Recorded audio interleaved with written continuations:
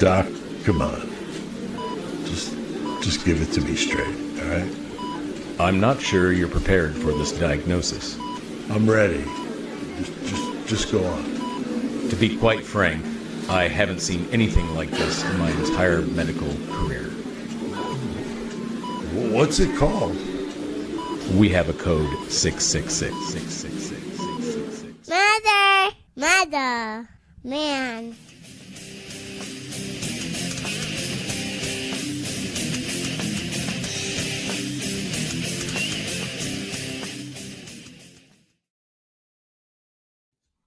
What's up, everybody? Welcome to the live today. Good to see a lively group as always.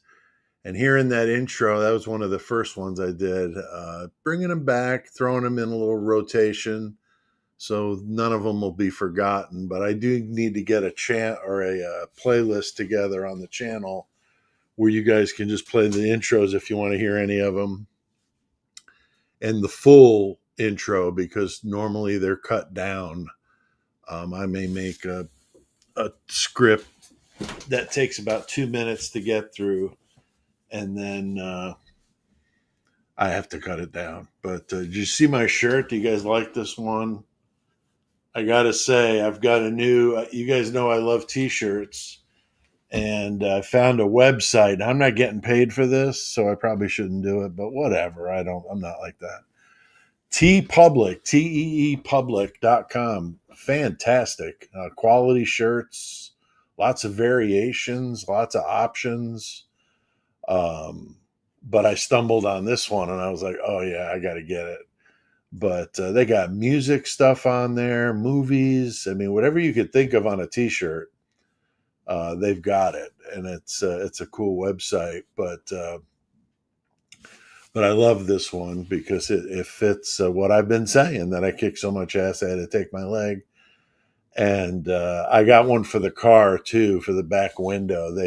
Another cool thing is if you buy a shirt and you really like the design or whatever, I think for most all of them, they'll give you that option in a sticker format. And it's a decent size, like 4-inch sticker. They're decent size and very good quality. So go check them out if you like that kind of thing. Or if you have a friend and they have like a funny saying or whatever, search for it. You'd be surprised how many shirts are out there. And I'm planning on getting a TeePublic page going, because I know I've been getting asked for merch. We're out of the original shirts.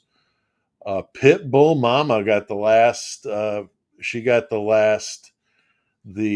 very last Murder Metal Mayhem original shirt. And so anyway, I called her and let her know that we were mailing her shirt off, and she'd been a good sport about waiting a little bit for it. And so I called her and I got her voicemail, but I left her a message. So hopefully you got the message, Pitbull Mama, that I was trying to call you, but you were too busy. You were too busy, or you were doing something important, more important than Murder Metal Mayhem, and I understand that, of course. But very cool. I saw you were, East Coast person, and I thought it'd be nice to hear somebody with that accent again. But then again, I call my mom and dad, and I'm right back in the Bronx with those two, so it's great. Love the accent. But good to see everyone here. We got Pitbull Mama, we got Hitman 23, Voice of Astrology, another person here all the time. Donna Lembo, of course, the mod that you don't want to mess with, because Donna's going to tear you up, and she doesn't put up with any nonsense. And Rusty is here, and Sherry Irvin.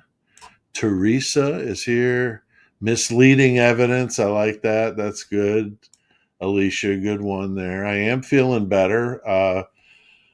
The sore throat has left the building, so that's good, because when I was singing in low 12, my throat was calling me just at the mention of it. I would freak when I heard somebody had a cold, because I didn't want to get sick. I didn't want to miss a show. The only show I missed in 18 years was the one that happened on the day that I found out I had cancer. Or it wasn't the day I found out I had cancer. It was the day that I found out how far along the cancer was. And then the immediate, like, go take me to surgery was going down. And on that day, we were supposed to play a show at night. And I had to call the guys and say, I'm going into surgery and I am definitely not going to be in any position to play tonight. So they had to call it off. And that's the only time. And that was back in 2001, summer of 2001. It's strange how both of my medical dramas started in May. Of the years that they happened. So that's kind of crazy. The cancer was Memorial Day. It was the same weekend actually. Because I was at the hospital Memorial Day weekend with this, but the Memorial Day weekend of 2001, and then did chemo that whole summer, and then on September 11th, literally between the first plane hitting the tower and the second plane hitting the tower, I got the call that said my cancer was gone. So that was the weirdest day of all time. And never felt quite like I could celebrate being cancer free after something like that, right? That was a bad day for everybody in this country. But nonetheless, I'm glad I'm over that. And so I dodged a few bullets in my life, but all that's going to be part of the book. So if you're interested in that story, I don't want to weigh down the live with discussions of my health, but I saw people have asked, so I'm just responding. Chappy Bass or Chappy Boss, I'm sorry, Chappy Boss. What's up, good metalheads? Yes, definitely good to see metalheads here in the crowd. And even if you're not into metal, that's okay. That's okay. Got Diana Russell, Black Sox 99 or 19. Nice. Donna Russell again. Tommy Saints. Very cool. So yeah, some common faces here in the crowd. And so with that, we'll kind of go ahead and get things cooking. I usually like to give a few minutes to get people in here. We got Julie from the UK. Awesome. That's awesome. Why don't you guys while I'm at it, why don't we do a few? Let's see where people are calling from, where people are based in, and let us know where you're at if you want to. You don't have to, of course, but UK, that's awesome. Love British metal. Such good music come out of the UK. Seriously, no matter what your persuasion, but the metal scene from England is just like legend. Of course, Black Sabbath, they started heavy metal, so I don't know what else to say about that. Portland, Maine, awesome. Oh, Oregon, very good. It's funny, people I've heard say Oregon, and it's Oregon, but it sounds funny when people say Oregon. Let's see, South Florida, originally from the Bronx, says Black Sox 19. That's awesome. I like you, I was there till I was 6, and then I moved away and moved just to Connecticut, though, right over the line. And we also actually had thought about possibly having to move back because, or at least out of Connecticut, because my dad worked for the New York correctional system. So they were wanting the people to live in New York, but he wound up letting us stay where we were, which was a hell of a lot better than the war zone I was living in the Bronx. It was really bad.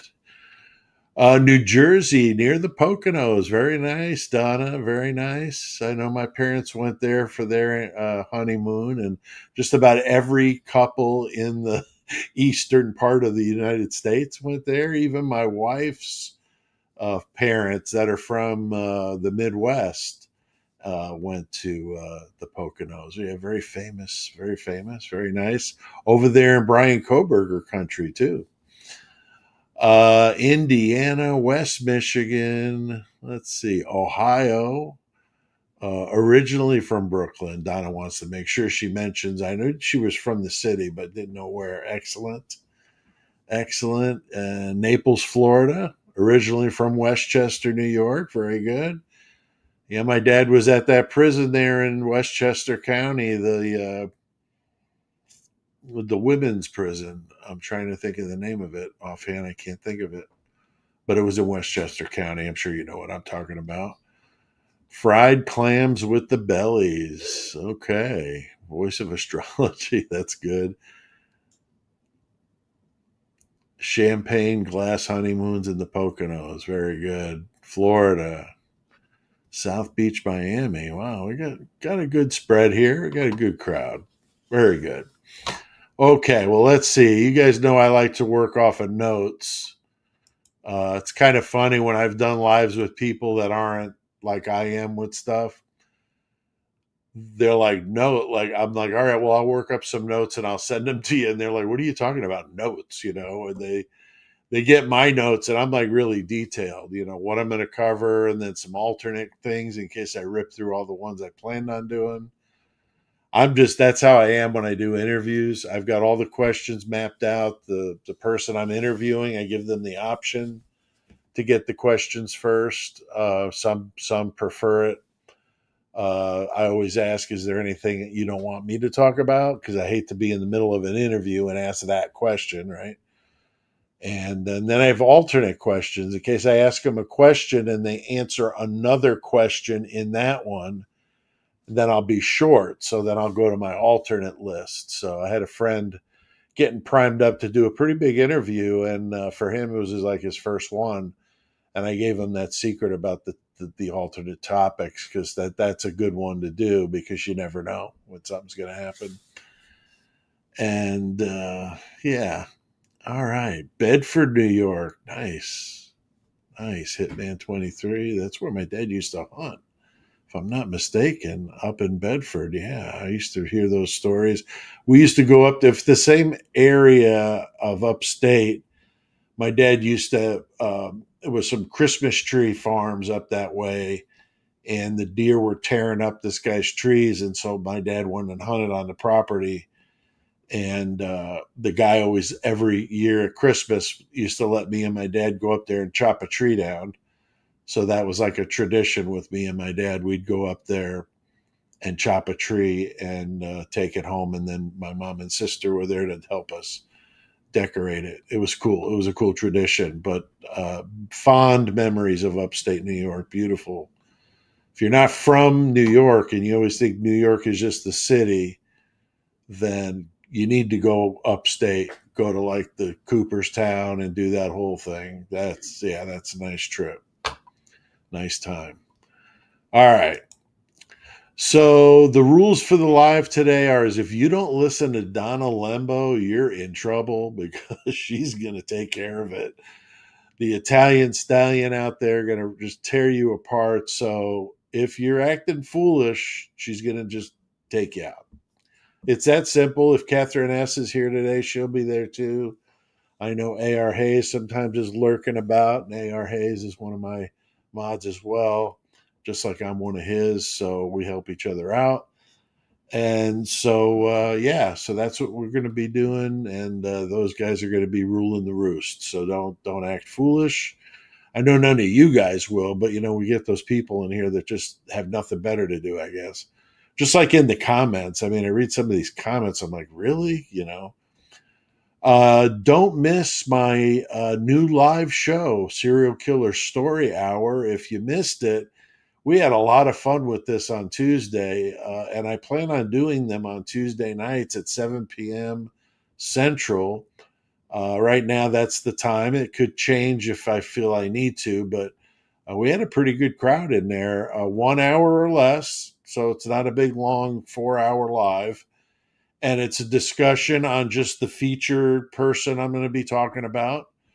Last week was Joel Rifkin, which was brutal. This week I'm going to be doing, or next week I should say, I'm going to be doing Harvey Glattman.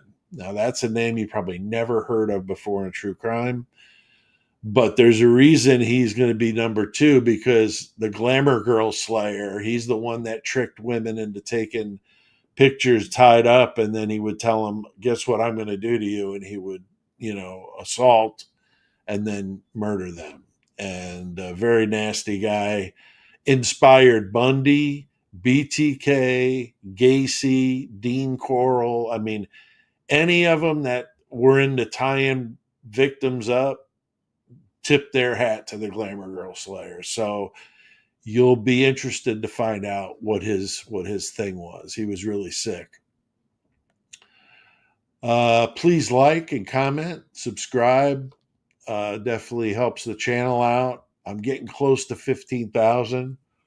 So things have slowed down now that the Idaho 4 is kind of slowing down. But I did a video today. If you've already seen it, you know. But man, it's going crazy with the amount of views to it. So that's kind of nice to see. I hate to drop out of the algorithm and then nothing I do will get seen by anybody. But I try to keep up the pace, but I'm not going to put out videos if I'm not into it. So that's the deal there. I'm hoping the serial killer story hour takes off more, but right now it's going okay.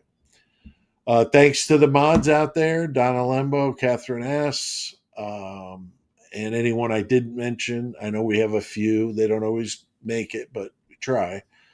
And also thanks to the members of the site, the channel, Horns High Club, amazing, and the Mayhem Squad. Those are $1.99 a month or $2.99 a month, respectively. I've been sending or sharing with them in the Mayhem Squad and the Horns High Club some pretty cool behind the scenes pictures. So that's one of the perks they get. They get to see, me and my first band, hair all flying and everything. They got that picture this week, and a lot of them got a kick out of that. So there's pictures like that. There's some pictures of the studio, like inside, what it looks like with more lights on because it's so dark in there. But once the lights are all on, you can actually really see stuff. It's pretty intense. So, and I'm going to be doing a video tour. Some good news about the studio. I had a very good friend of mine. His name is Juan Molina, a great guy, and he was here visiting, and we were just kind of talking and walking around the place. Of course, I was wheeling around, and we went out to the studio. Juan's been out here before, but he wanted to go out there, and I was talking to him about the way the ramps were that I had temporary set up were not safe for me to go up and down without potentially busting my butt. Because I go up with the scooter, because the scooter's more narrow and I can get in the door without having my knuckles getting smashed with the wheelchair. So I go in with the scooter, but it's not one, solid incline. It's one step up and then one step up. So it's like a little jump in it, and it's an easy to tip over. Not safe. So Juan says, well, this is just silly. So he's got a buddy that does concrete, and they're coming out here tomorrow early to knock out a concrete ramp for me to get up into the garage where the studio is located. I'm totally stoked because it'll be nice to get back in there again for videos and stuff. As soon as my wife is convinced I'm not going to hurt myself, I think I'll be all right. But she's very protective of me not getting hurt anymore. So I appreciate that. But I also want to get in the studio too. So, but we'll do it safely. And so here coming up, I would hope within the next 3 weeks, you'll see me back out there again. So that'll be a conquest of getting back into the studio. I've been trying to do that since I got home. So, but that's what I got. Let's see. I watched the Rifkin one on replay, Hitman 23. I hope you dug that. Very cool. Yeah, Rifkin's an interesting serial killer. He really is. Sherry says, cool about the ramp. Yeah, very cool. Juan's a great guy. He used to play in a band called Blessed with Pain, and he's a good dude. He's a drummer. He's amazing, and a singer too. He sang and played drums, which is rare in heavy metal. And we played our first show with them back in '99. Yeah, 99. We played a show with them, and then we became best of friends, and we played tons of shows, traveled with them, toured with them. Just great bunch of people. So the guy doing the concrete, Juan, and two of the other guys from the band are all coming tomorrow. So I'll get to see the four of them, which would be extra special. And I'm eternally thankful for them to do that for me. So that's very nice. I know those guys are very patriotic because their first album had a patriotic a song about a soldier in Iraq that was a friend of theirs that was lost in a battle, and they wrote a song about it, and it was very intense, and they're very much in the pro military, pro U.S., which is always nice. Okay, so here we are. We're talking Idaho 4 today. Okay, I told you we just do some Idaho 4. And one of the things that I did, I mentioned that video I put out today, that, was Kaylee actually, attacked and like the rest? And here's my reasoning for this. Okay. I've been dialing back, watching stuff on the crimes. I can only take so much, and I'm trying to get into some other cases, so I'm limiting it. But it's not like I'm dropping out of it. I'm just limiting. And I hear about her face was so damaged that it was skull butt bash. I mean, really graphic stuff. And to the point where the police that were there couldn't even recognize what they were looking at. The person that said that was very specific. They didn't even know what they were looking at. That seems like an odd way to say they couldn't recognize the person. You know what I mean? It seemed like extra drama for not really it just seems strange and off to me, like everything else in this case. And so, okay, I put that in the memory bank of that's kind of an odd thing to say, but whatever. And then you have the issues with the confusion of where the body was.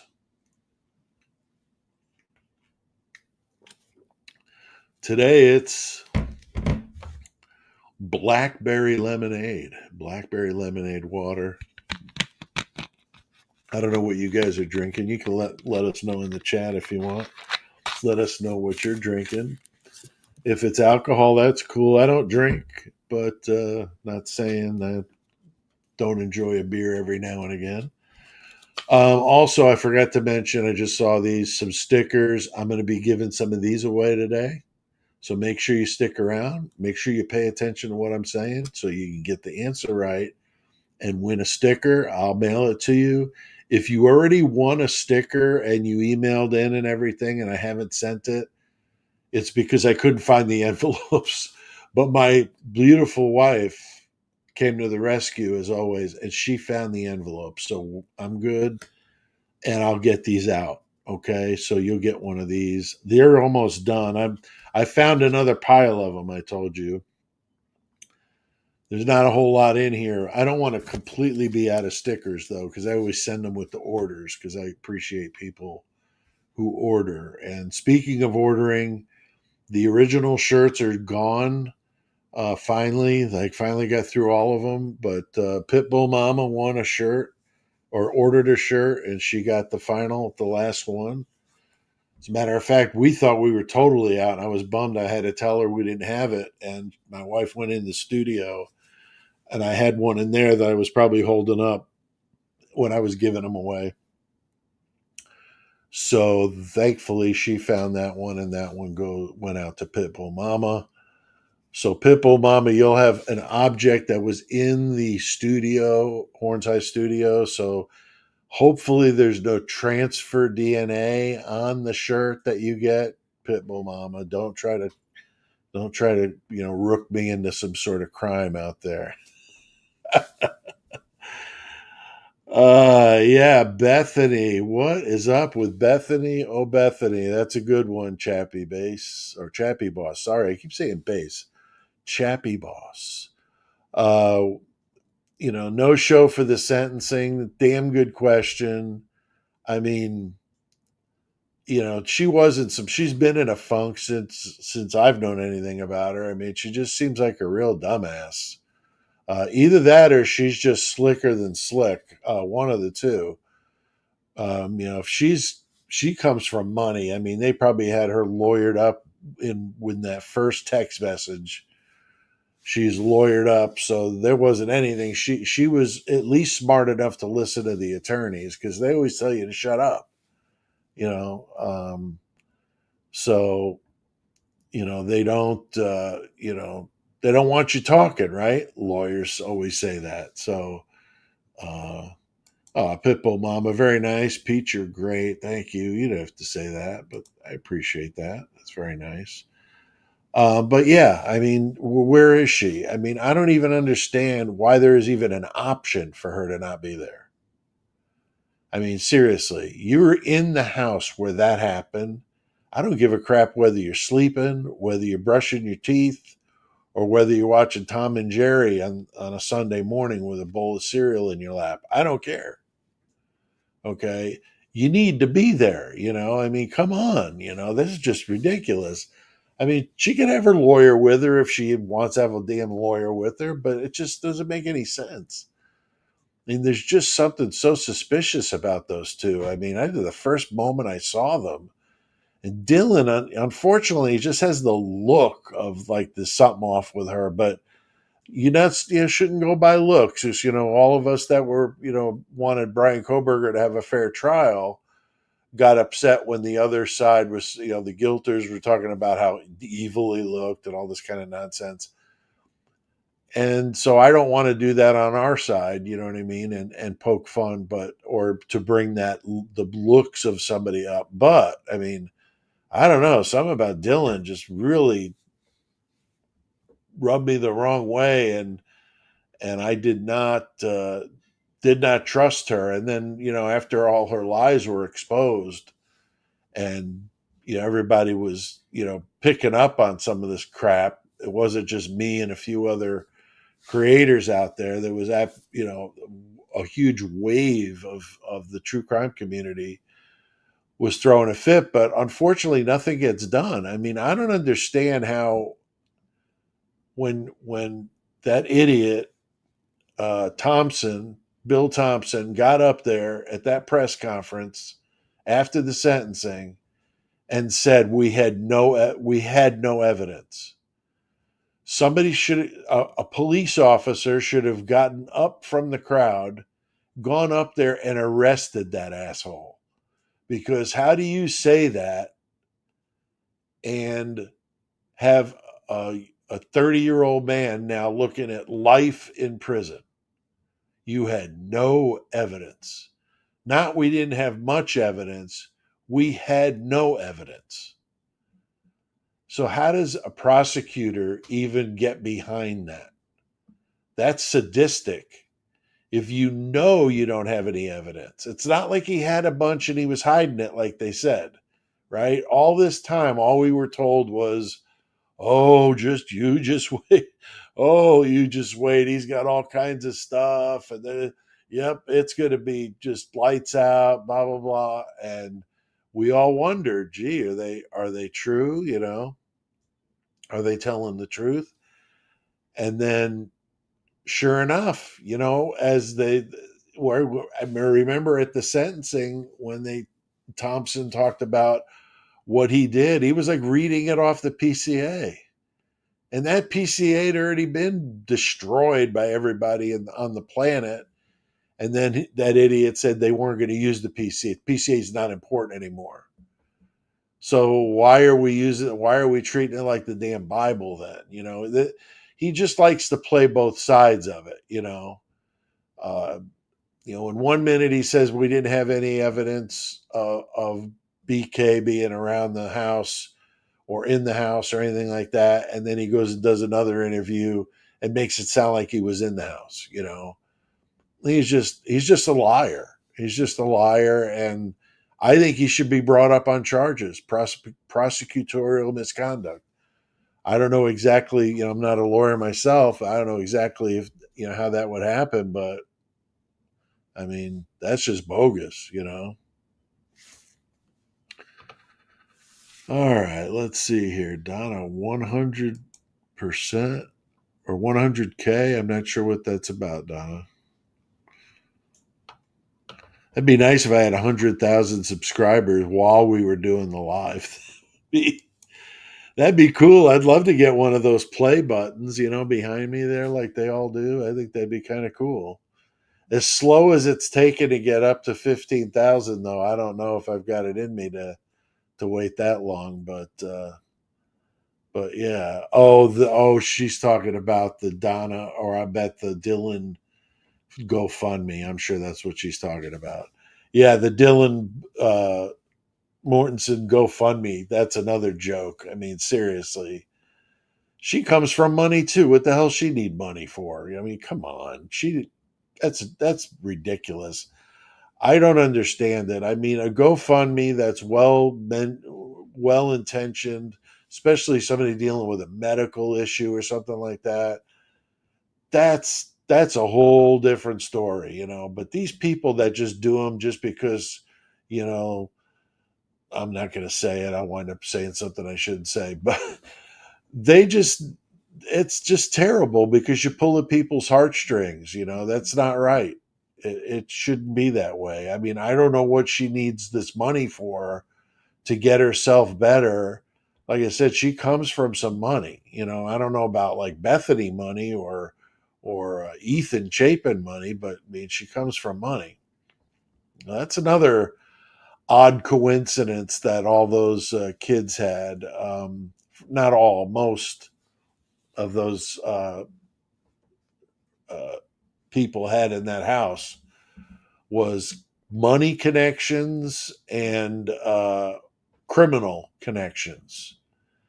Very interesting mixture of money and criminals. And why were they all in that house? I've been saying this from the beginning. I think they were purposely, there was a reason why they were in that house. Whether the whole thing was a setup to catch party favors running through Moscow, that's very possible. We know that Moscow is a hub for that. The stuff ran right through there and en route to Washington State from Mexico, from Arizona. So was running right through there, and these people that sell party favors like that, they go after the college kids because they know the deal, and they strike up relationships with the frats and the sororities. I mean, think of it. It's like any business, right? You got the people down in Mexico, and then you got a lower level boss, and a lower level boss from that, and it eventually gets to the person running around and selling it. But that's where Emma and Demetrius come into the whole equation. I've not heard any mention of them in any of these documents, but they should be, because I think there's something going on with them. Again, when you're talking about money and criminals, you're often talking about party favors. And in this story, there's plenty of that to go around from the was it Maddie's stepmom, Xana's mom, were all involved in some issues. Now, I'm not saying that means that there any guilt here or anything like that. All I'm saying is it's an odd coincidence that all this stuff is going on. Dylan's dad had been in prison. Then you had Kaylee's uncle was in prison for party favors and also for attacking and ending someone's life over party favors, I'm sure. That's just strange in one house. I mean, what are the odds of that? Right? I mean, that's really weird. That's why I don't think it's just a random act. I think it's a setup. But what's the setup? I don't know. But the likely setup could be that they were all in some sort of either witness protection or they were all involved in uh, being undercover so that they could continue the flow and follow it and pick up people higher up the chain, which they ended up doing. What was that? 4 or 5 months later, there was that huge bust in Washington State, and it all came from that whole area, not just Washington, but Idaho and I think maybe even Utah. But it was a huge bust. I think they said the biggest bust in history up there. So that's a big deal. So maybe that's what was going on, and they were just using that house to just kind of wire it up and keep an eye on who was coming and going.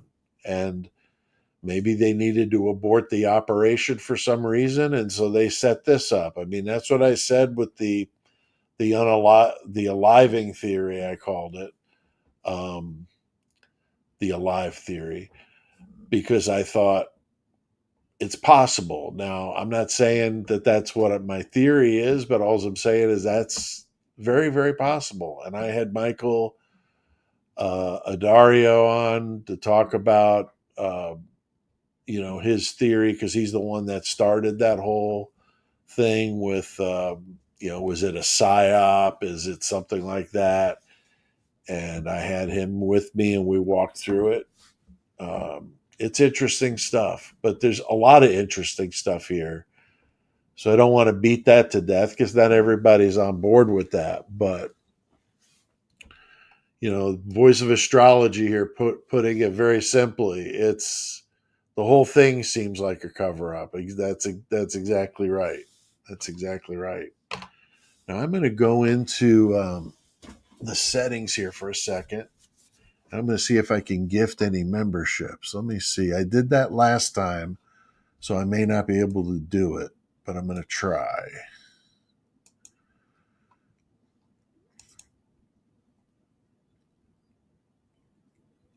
Okay, I can send 5. So make sure your settings are on that you can receive a free membership. I don't know exactly how to tell you to get to that setting, but I know I've done it myself. I just can't remember how I did it. But I'm going to send 5, and this will be the last time or the last one I could do 5 of for the month. So here we go. And I don't pick these. These are picked by YouTube. It's just random. So if you get one, great. But I don't have any control over who gets them. Okay, I don't have any control over that. Okay, so yeah, so that's interesting about the whole idea about Kaylee and I just wondered, is it possible that they couldn't identify her? They had it confused of who was in which room, which is ridiculous. And the other thing, I mean, I'm not going to be like too crude about this, but they talked about gouge wounds with Kaylee, and I wondered if whatever person was in that room that they're claiming was maybe was not Kaylee because we couldn't tell by the face. The other distinguishing feature of Kaylee, I mean, I'm not going to be the only person to admit it, is her boobs. And if she had gouge wounds on her chest, I'm assuming they were gone or very tore apart, which would leave you to not even recognize them. So you take the two features for her most distinguishable, her face and her chest, and now it's gone. Now, yes, they could do DNA and dental and all that, but that's not stuff that we're privy to, and that's the problem. Is we're yeah, they could do all that stuff, but then are they going to be honest about it? See, that's the thing. You have to give them some, bit of trust, or it's hard to get anything done. But at the same time, like, why are we giving them any trust? Why are we giving them an inch? Because they've certainly not shown that they can be worthy of the trust. You know. So yeah, some people over there um, getting some free memberships. That's awesome. I'm glad YouTube does that now. Peaches 1206, better late than never. Awesome. That's awesome. So yeah, the membership is cool. I'd like to try to keep growing the membership in the perks I give, not numbers, although the numbers would be nice. I mean, that's understandable. Not everybody's got money laying around, and I know times are tough, but if you want to do it, of course it's there. But what I want to be able to do is I'm going to start working with T Public this week on designs, and one of them I want to do is a shirt design for the Mayhem Squad, and a shirt for the Horns High Club, which would be super cool. That would be awesome if I could do that. I think I can. I've been doing a lot of graphics with the thumbnails, and I think I could hold my own. And if I don't like the design, I just don't use it and do another one. Um, I don't know what's involved with letting them use the Murder Metal Mayhem logo for like designs, because as long as it's not exclusive, I have no problem with it. But if it's an exclusive, then that means I can only use them, and I don't want to do that. So I may have to make modifications and do different stuff than the logo. But if I could do a logo shirt, that would be cool. Just Murder Metal Mayhem on the shirt, nothing on the back, just that. That's my plan, is to do at least that shirt, and then something else, and then a shirt for the Mayhem Squad and a shirt for the Horns High Club. So that's the plan. And if I could do unlimited, I'll make shirts for all kinds of goofy stuff. I'll do some for the intros. The goofy people laugh at the when I did the drunk driver and they pull me over and I said that I win.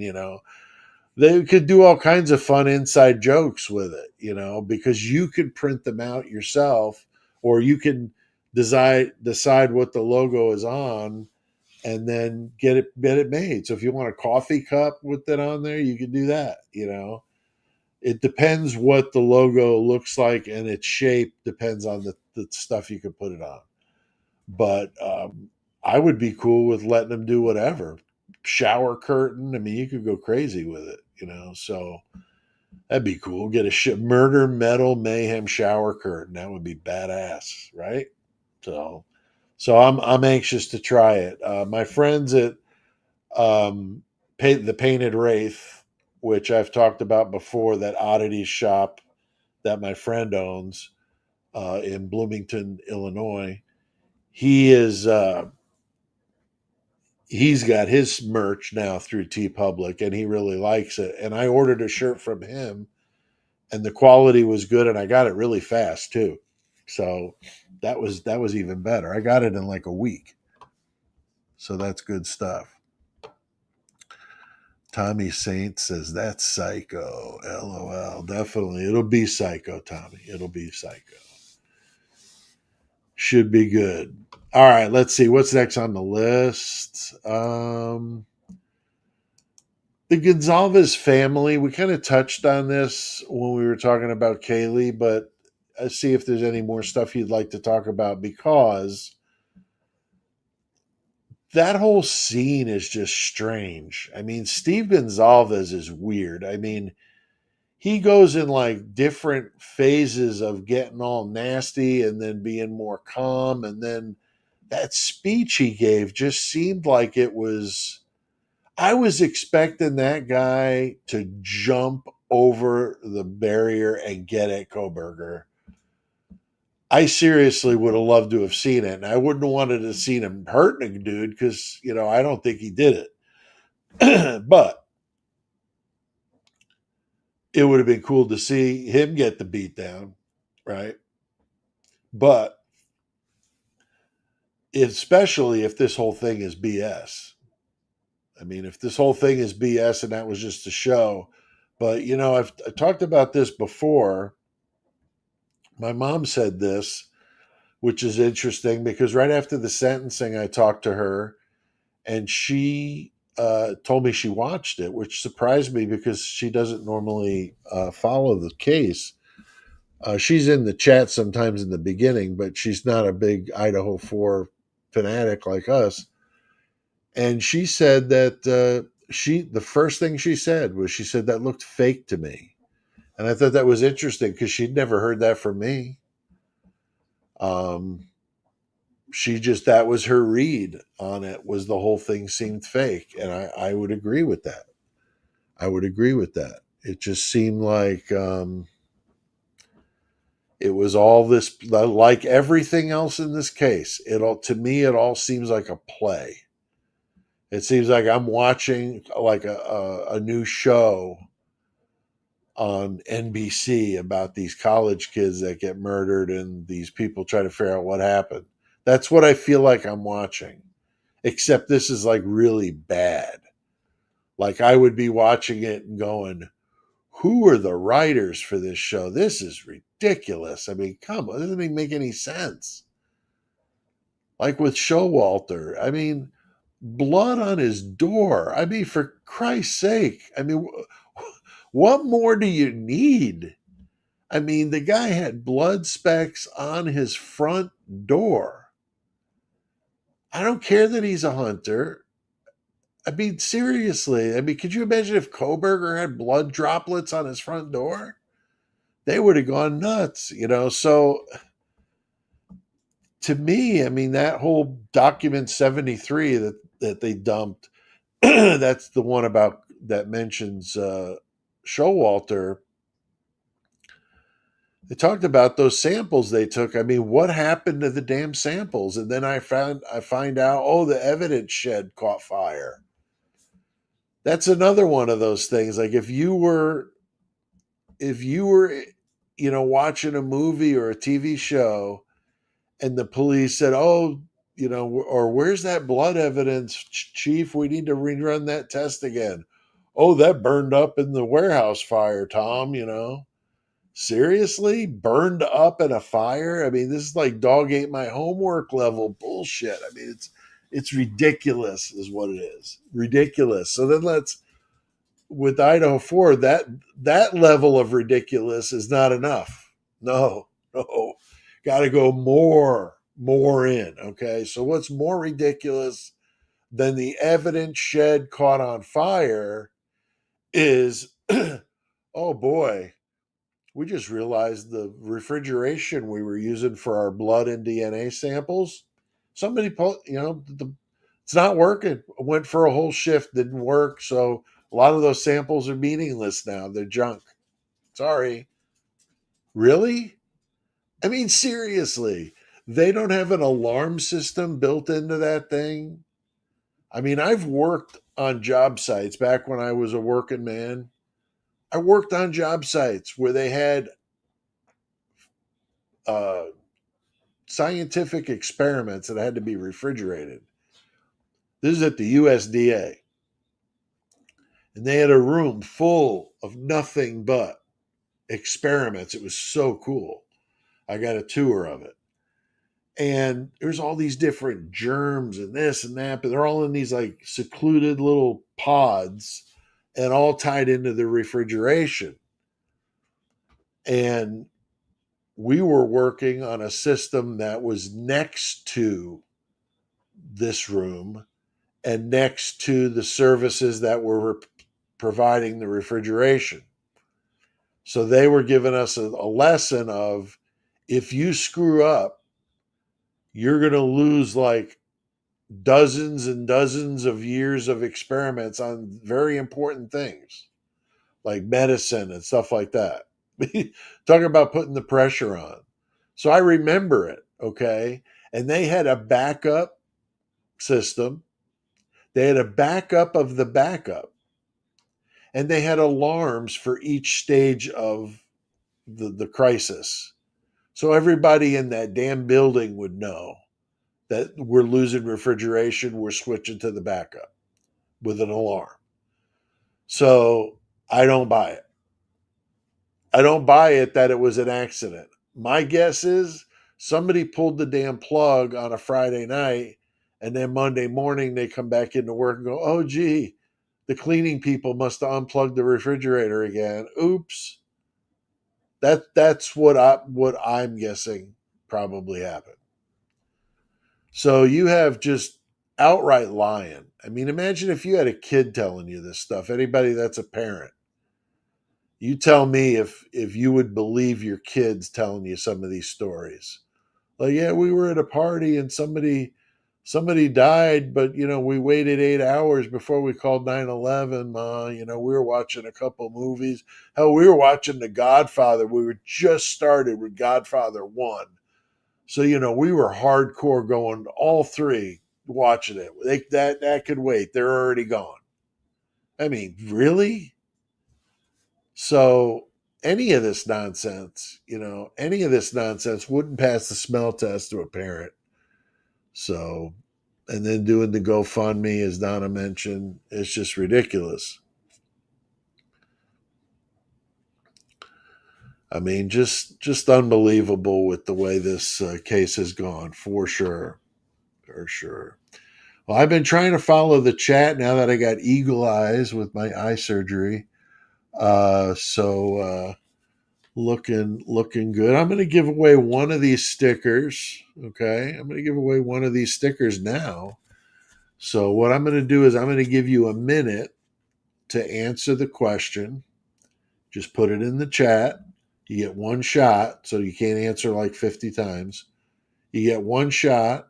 Put it in the chat, and I'll give you a minute. And then at the end of the minute, I'll count up the number of entries, and I'll do the random number generator to send this out. Got to be US. I'm sorry, those of you outside the US. It's just postage is just too expensive right now. So, and with all the Idaho 4 views down, definitely the finances coming in from this gig are very small. So yeah, I can't do outside the US. All right. So let's see. Earlier, I mentioned who I'm going to feature in this next edition of the serial killer story hour. Last week we did Joel Rifkin, but this coming week we're going to be doing a guy that liked to take pictures of ladies that were tied up. Can you tell me either his name or his nickname? I'll give you either one, and you got 1 minute to do it, so give it a shot. And I'll wait for you. We'll keep chatting. But yeah, chain. I see here somebody's talking about a chain of custody. I'd love to see a damn chain of custody. I mean, where was that sheath the whole time? I mean, I bet that damn thing was planted by the police, would be my guess, or somebody that was working. The only way I could even potentially think Koberger could have been involved in it is if somebody maybe had him like as a team. I can't see him working with a team though. I'm struggling with that because of his autism. I'm just not seeing it. But let's say he did, and he was like the mastermind. And that would have fed into his ego of being the mastermind, the criminologist, and all this stuff. And maybe he did it as like a goof or like semi-serious, didn't think they were really going to do it. I've also heard that the DoorDash was a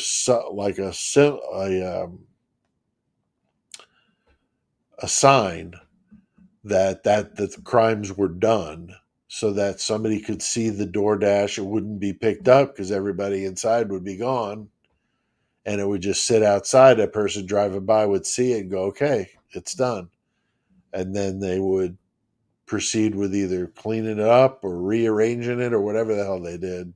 Something was going on for all those hours. So, but that would have been the sign that it was done, was the DoorDash at 4 o'clock. That's what I think. That's what I think. All right, we're almost past an hour or a minute, and I don't think I've seen any one person throw in the name of the guy. Maybe that question was too difficult, or you guys just don't want the sticker. I guess that's all right. Okay, I'll try it again later. But nobody got the right answer. Harvey Glattman. Harvey Glattman, the Glamour Girl Slayer, is his nickname. So remember that for Tuesday, because you're going to see that.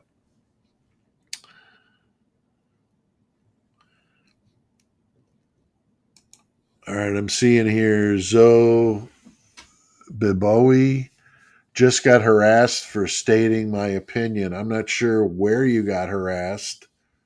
Hopefully not here, because even if we don't agree, we're not going to be like that. I don't like that at all. What I say when people I don't agree with are in the comments, what I always respond with is the heart, because that shows YouTube I read it, so I heart it. If I don't agree with it, I'll do dislike as well as heart. So kind of like the way I show that I didn't like it. But I'll say, thank you for watching the video and commenting. It helps the algorithm, or something like that. It helps the channel grow, things I say all the time. And I'm sure that probably drives them nuts, but that's normally how I respond to that kind of thing. I don't get nasty. I mean, there's no reason to. There's really no reason to. Okay, I saw this today, and I'm glad that you just chatted this. Let me see if I can pronounce this. McAnally, or McAnally Miller. Sorry if I butchered that. That's what I want to know is, where's the video of Christy G saying Maddie had a baby and bought a house? Okay. I don't know where the video is because I can't keep track of all this stuff, but I've seen the video. The way she said it was something to the effect of, I'm not quoting her, I'm just saying something to the effect of, that whoever did these crimes took away all these future things that would happen. Maddie buying a house, Kaylee having a baby, like that. That's how she talked. It was in that style, or whatever you want to call it. That's how it was used. Not that she bought a house, not that she did have anybody having a baby or anything like that. It was that he stole away those future events that would happen that they would not get. So I think that's what you're talking about, and I hope that made it clear. And unfortunately, I can't tell you where I heard it, because as we all know, there's so much of it. But I'm sure if you searched for Steve and Christy Gonzalez interviews, you'd eventually get there. I know they did a bunch, but that would at least give you a finite amount of stuff, and just watch them and see if you could find it. Or maybe you could search for Maddie buying a house or something, and see if you could find it that way, because that's where it was in that interview. But I just don't know who it was with. Okay, Madeline says it's on TikTok, so there you go. I don't do TikTok. I have one, but I don't do anything with it. I need to know, or I need to do it. I just can't bear the thought of spending more time dealing with social media. I mean, with YouTube and Facebook, I'm about tired of that. And Facebook's pissed me off beyond belief, because we used to have a Murder Metal Mayhem group on there, but they took down our cover photo because it was the forearm with the Murder Metal Mayhem carved into it. And it's not real. It's damn silicone, but they took it down. And then every time we post stuff, it disappears, and half the people don't get it. And they just don't like us. So they said we violated their community standards, but they didn't specifically say what we did that violated it. So when I told them, I said, well, can you show me what we did so I know what not to do, And I didn't get any response. So it's like, all right, well, I don't know what I'm supposed to do. I try to operate a true crime channel is going to talk about murder and stuff. I don't understand what these platforms think. I mean, either not let us on or let us talk about whatever the hell we want. I mean, seriously. I mean, it's so stupid. That's why the podcast is so much more real. It's more in the dirt. There's some foul language, so some people don't like that. But the Murder Metal Mayhem podcast was not edited at all. I did it, and it was unedited. We let the tape roll to the end, and when it was done, and that's what it was. And it was raw, and it's at times nasty and gross, But we were telling the truth, and not had no fear of a censor. That's why coming over to YouTube was like a huge culture shock for me, having to really watch what I was saying. And so that's why the other guys aren't on here with me, because I don't think they could control, what the way they were talking. And we'd be banned off of here, So I try to do it myself and do it as a PG-13 as possible, but it's tough, It's tough. Okay. Zoe says Murder Metal Mayhem rocks. It's awesome. Thank you. And thank you, Sherry, for those nice words. Thing I was going to do is throw this up there in case anybody wants to do a super chat or a direct. I had somebody get me some coffee gave me enough to cover a case of the Tim Hortons coffee that I drink. And so that was cool. And so thank you for the person that did that. And I can always use more coffee, but I try not to drink too much, but I need something to get me going. I usually get up at 5 every day. So I used to get up at 3 when I used to go to the gym.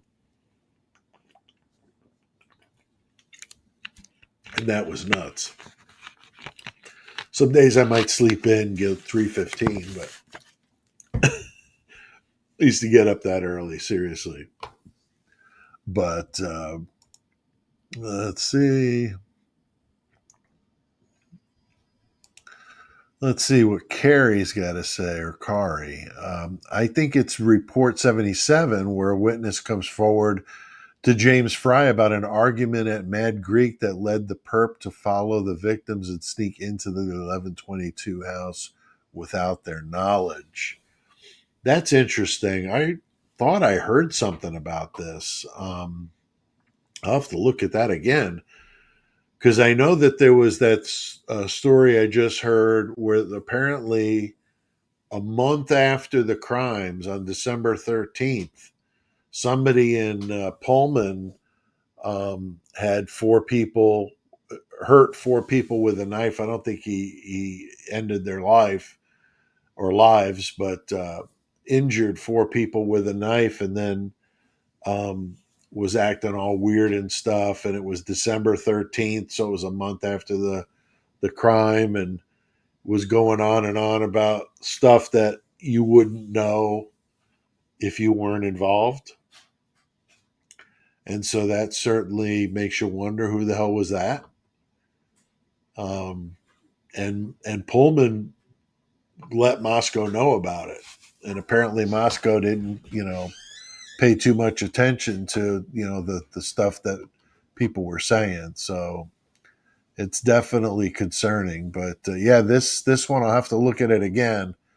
I watched some of the coverage of the document drop readings and so forth, and wow, I mean that's a lot of stuff to come on. I missed it.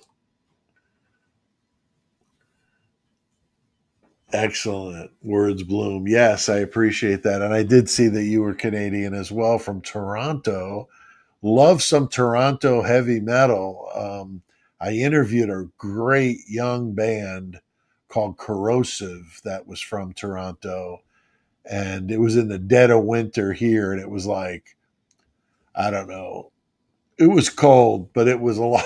It was a lot colder up your neck of the woods, but it was and a ton more snow.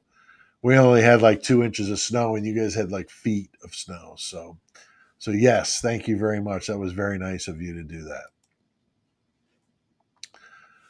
Madeline here says I should try Swedish coffee. I've never tried any, but my wife, my beautiful wife, she gets a coffee subscription, and she gets coffee from all over the world. So that's kind of cool. Every month they have a different coffee, and that you could try. So I'll have to ask her if we've ever had any Swedish coffee. I usually use the K cups, but she gets the beans and grinds them and stuff. But Swedish coffee, I'll have to try that. Sounds good. I like their chocolate, that's for sure. Or the Swiss of the chocolate, right? Either one. They both make good chocolate, I'm sure. Let's see. Here, Chappie Boss says, Pete, doesn't this story reflect upon Megadeth's story? Black Friday. Yeah, that's brutal. That was my favorite one on that album. I went to that tour back in the day. I don't even remember the date, but I remember I saw Megadeth open for King Diamond in this relatively small club in Connecticut, and that was killer. But Mustaine was a mess. He was all on heroin, and he had a roadie on each side of him holding him up so he could play guitar and sing while he did the show. It was pathetic. So I didn't care for him at all. But they were doing that tour, Killing Is My Business. And then the next time I saw them was Peace Sells, and they were unbelievable. They were still all hooked on that heroin crap, but somebody had them in shape because they played a great show. And then I saw them again on So Far So Good So What, also amazing. And I don't think I've seen them since then, but yeah, I love that song Black Friday. Paint a devil on the wall, that's for sure. You bring back some memories, Chappie. I appreciate that, my friend. See that. He said he got to see them 6 times live. Mustaine is incredible as a guitar player, right? I mean, that guy plays some wicked rhythms and sings to them. I'm impressed. Richard, aloha, everyone. Very good. Are you in Hawaii, Richard? I assume so, since that's what you always say. But some people say aloha that aren't Hawaiian. Very good. Make sure you like this video. Make sure you subscribe before you leave. We got about 20 minutes left. I always cap them off at 90 minutes.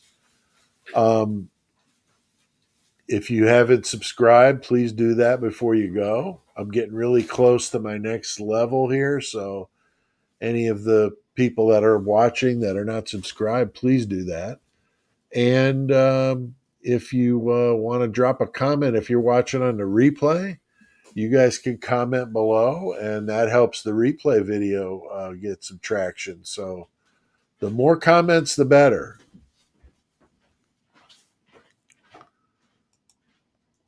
Oh, wow. He was Chappie was at the Eugene, Oregon show where Dave Mustaine died on stage and was rushed to the hospital where they saved him, revived him. That's amazing. Wow. That would have been crazy to see that.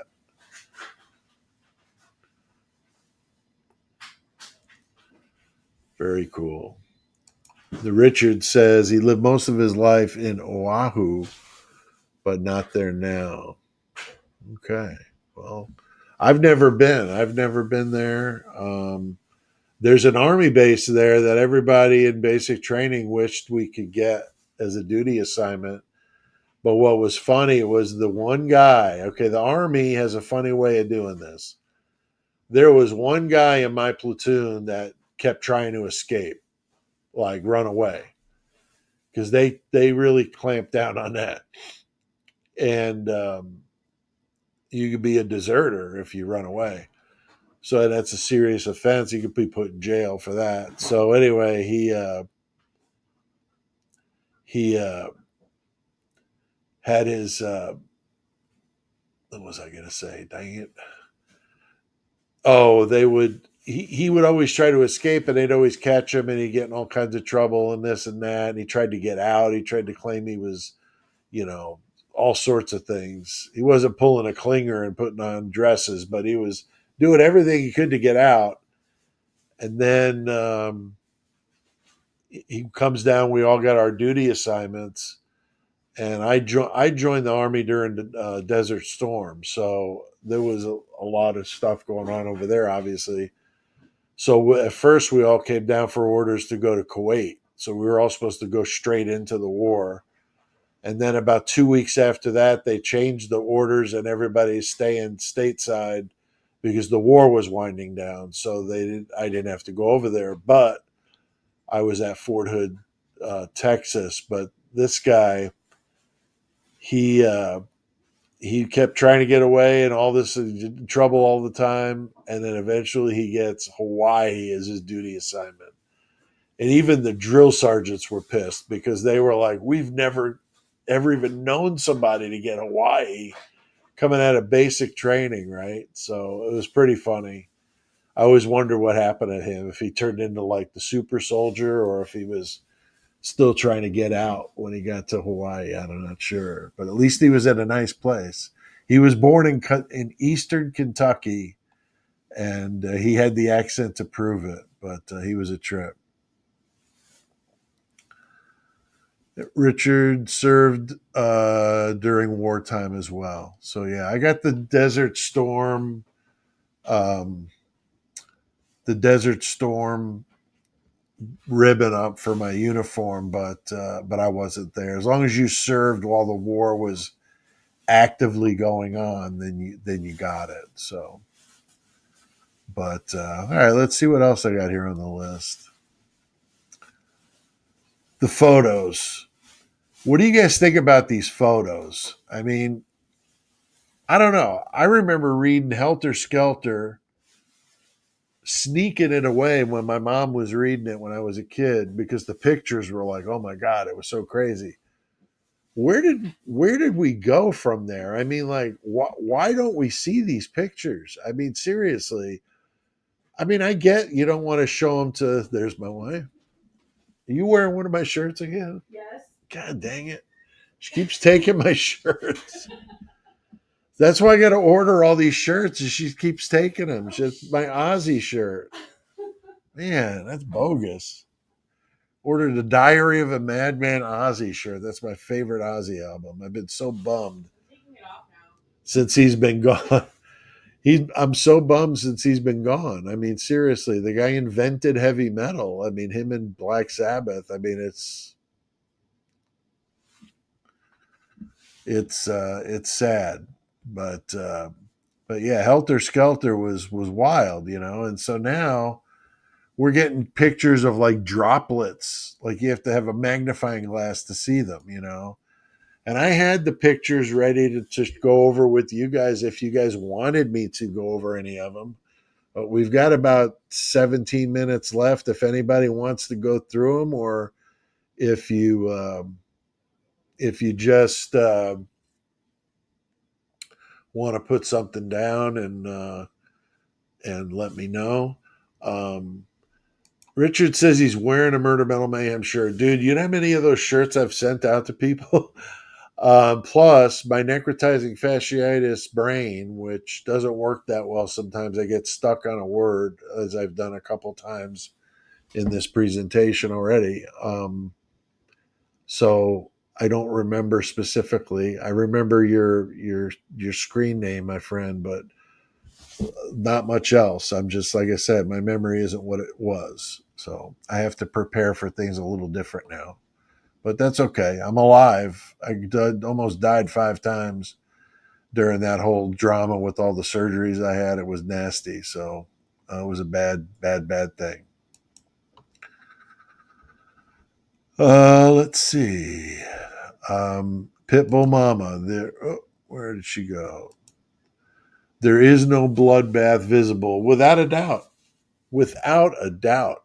I mean, even if they blurred it out, okay, you would still see like arterial spray. I mean, Anybody that's watched a damn horror movie knows what that's about. And I'm not saying that that's scientific, but I mean, seriously, they claim Ethan was cut, like jugular vein, carotid artery kind of stuff. I mean, that would have been just gnarly. And it's not like he would have just laid there. He would have been fighting as he was, was struggling in some way. So it would have been going all over the place. I mean, I don't mean to get gory here, but seriously, um, let's see what I'm reading here. What somebody's most men do. We look sexy in them. I'm not sure what that is. Oh, in your shirts, yeah. You guys, yeah. My wife looks sexy all the time, but I love it when she wears my shirts. I give her crap for it, but I think it's hot. Because she's not into metal like I am, but she still likes to wear them. Um, but yeah, Ethan with the carotid artery wound, and Kaylee. I mean, if we're to believe what they're saying, head nearly, just imploded, and you're 50 something wounds. I mean, you'd have cast off all over the place. I mean, splatter patterns, cast off. I mean, it would have been everywhere. It would have been everywhere. And those little drops, that we saw. I mean, what could that have possibly been? I mean, after you did that, you would be completely covered in it. Unless they changed out of that stuff in the room. Like if the person that did it had a backpack with a change of clothes, and they did that, and then they changed clothes, and then they moved through the house. Okay, maybe, but you'd have to have multiple perps for that. You wouldn't have time to change 4 times. That's silly.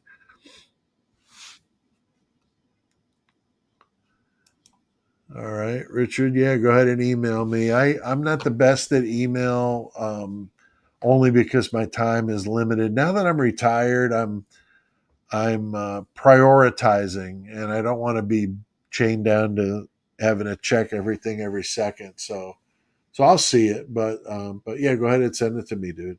Appreciate that.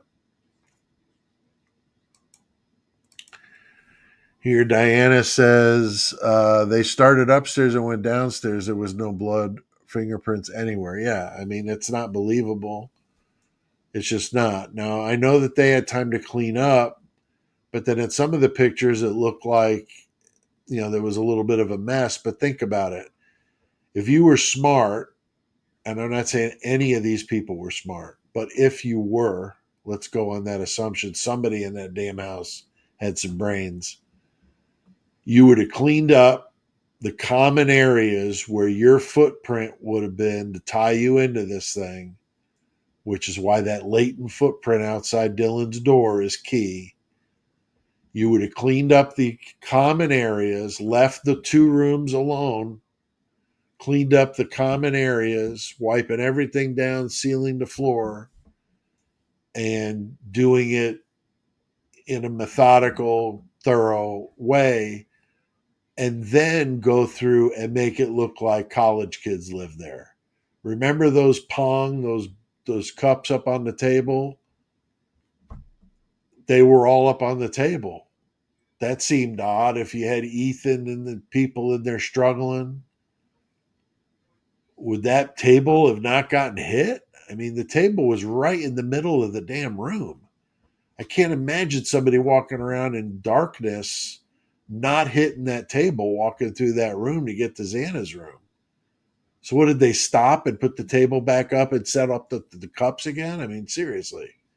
So it just doesn't make a whole lot of sense. Like everything. Donna, thanks for reminding us. Remember to hit that like button on your way out, guys. I know it sounds repetitive, but honestly, it makes a huge difference because it shows YouTube that you liked it and that people are watching and that they're engaged in it. Just like with the comments, when they see the comments and then commenting on the comments and all that back and forth, it helps the video get more pushed because they know that people are watching it and they're reacting to it. So that's all true. That's why all the creators say it. They say it and say it and say it. You know, and I say it all the time. And it shows what percentage of people that watch your videos are members or are subscribers. And mine is like 8%. So there's 92% of people watching most of my videos are not subscribers, even though they're watching them all the time. So it's easy to say, subscribe, comment. Most people don't do it. That's why those of you that do are amazing. So thank you, because most people don't do it. And my wife was just watching something that said that 7 words apparently is key. 7 or more words in a comment is key to getting them to acknowledge it. So I've had some people just throw up some horns, which is cool. But if you're going to do that, do like 8 horns so that it gets counted as a comment to them. So whatever. Frustrating, but it's the rules we live by. All right. All right. Let's see here. Maybe we'll give away another sticker. Let's see. You got 1 minute to answer this question, and if you answer it correctly, I'll put your name in the hat, and the random number generator will pick the number. It's got to be in the chat. If you're watching on replay, unfortunately, it's too late. Okay? So, how many minutes and seconds is 666 seconds? How many minutes and seconds are 666 seconds? You know this because you hear me say it all the time. So I see Lady Hawk here just said she just subscribed, new to the channel. Awesome. Thank you, Lady Hawk. Now you're new to the channel, Lady Hawk, but you might even know, what do I always say at the beginning of my videos? That this video is 666 seconds, which is so many minutes and so many seconds. So you got a minute, and I'll put you in the raffle for the free sticker, Murder Metal Mayhem. You can put this on your back window, and you'll get people driving by throwing up some horns. You might get some parent at the school freaking out that you got murder on the back of your car, but you know that's the price you pay to support. But you can put this on whatever. I've got it on the back of my laptop that you can't see, but when I do videos in the studio, you'll be able to see it. I've got this, and then I got the unit and the division I was in the Army stickers for both. It looks cool. Finally, I got somebody that answered the right question. Pitbull Mama's in there too, but you got stickers coming, Pitbull Mama. You got, I think I put 2 in there with your shirt. You got 2 coming to you. Richard's got some stickers. So yeah, if you won one, let somebody else win. I'm coming up here on a minute.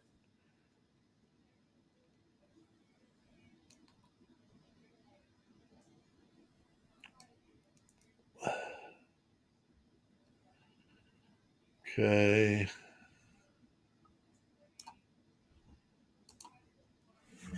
Paula wins. Oh no, no, that's wrong. Sorry, Paula. Sorry for that. No, we didn't get that.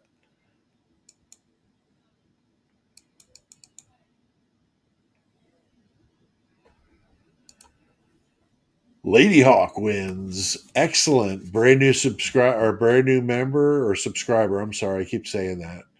Brand new subscriber, and she wins a sticker. How about that? 11 minutes and 6 seconds. Okay. 11 minutes and 6 seconds is 666 seconds. So if you're in the US, you win, Lady Hawk. Send me an email to pete@murdermetalmayhem.com. Put, if you can think of it, put sticker in the subject and then your snail mail on there, and I'll send you one. Okay? Very good. Always love doing some contests. I'm going to do a contest to see if the winner wants to do an intro for one of my videos, if you guys want to do that, I thought that would be fun. Let me know in the chat if you think that would be fun to do that, to have a some sort of contest on the channel where the winner gets to be in one of my intros. So you could play one of the stupid characters. But I won't make you stupid. I'm usually the stupid one. But you're welcome, Lady Hawk. I'm glad you won. Um, so I love to do contests, but Donna says she'd love to be in that contest. That's cool. Well, Donna, you're so hardcore. I'm just going to put you in one anyway. So stand by for that. I may have some good one for you. They come to me in like, random times, but I have one I'm going to do with AR Hayes, which is going to be really funny when I do this one with him. It's probably going to be a longer one, so the one on the videos will be shortened up quite a bit. But then the full one you'll get to hear when I do the playlist, and I'll put them on there. So, all right. Very good. Well, you guys, appreciate you guys coming here today and being on the live with me. I always love doing these with you. You guys are always a fun group. Even if we don't have huge numbers, that's certainly okay. I would do this for just a handful of people that are interested. That's all I need. So any more than that is nice, but it's just it's not feasible. People have a lot of choices on YouTube, so it's hard to keep an audience sucked into where they don't want to go anywhere else. But you guys are always here. The core group is always here, and I really, really appreciate that very much. And you guys always have great ideas and great bounce back and forth stuff. So that's great. And don't forget the live coming up on Tuesday night. I'm going to be doing that on Harvey Glattman. That'll be good. There's 60 minutes or less, and you'll learn about a serial killer story hour. And I'm doing the less known serial killers. So I'm not doing the Gacy's and the Bundys and all that. So far, I've done Rifkin. This coming week would be Glattman. After that, I have a couple ideas, but nothing concrete yet. So stay tuned. And I'm going to bring guests on. I got a buddy of mine that's Canadian that will come on when I do Canadian cases. I have a friend it's a prison guard that will come on when we do some cases involving prisons or people that are from Texas, because that's where he is. And so that's going to be some stuff I'm going to be doing on there. So it won't always be just me. Might be Lee, might be AR, might be Lucky, don't know. But we'll see. And so it's fun. All right, very good. Yeah, Pippo Mama said he's an oldie, but he's a sick one. Back in the 1950s, the Glamour Girl Slayer. It'll be good. It'll be good, I promise. All right, guys. Well, thank you so much, and we'll see you next time. Horns high.